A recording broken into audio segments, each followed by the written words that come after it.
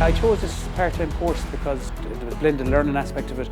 It has helped me move, I suppose, up the ladder. It's just the knowledge gained in the different modules and being able to put it to use in the day-to-day work has been very helpful with my career progression.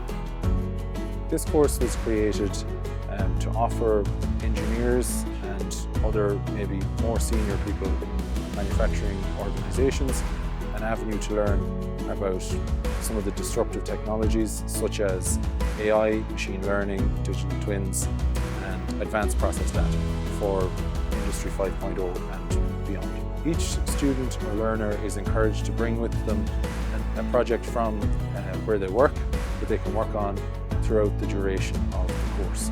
So within each of the 3 modules that are covered, there's an opportunity to work on that project and the different aspects of it within the manufacturing organisation. No 2 weeks are the same. You might have a heavier workload leading into exams or big assignments coming up to the end of the semester, but it's about just planning ahead and keeping on top of things. But it is very achievable, and I'd recommend it for anyone that is interested in going back to education to further their career. It is achievable at 100%.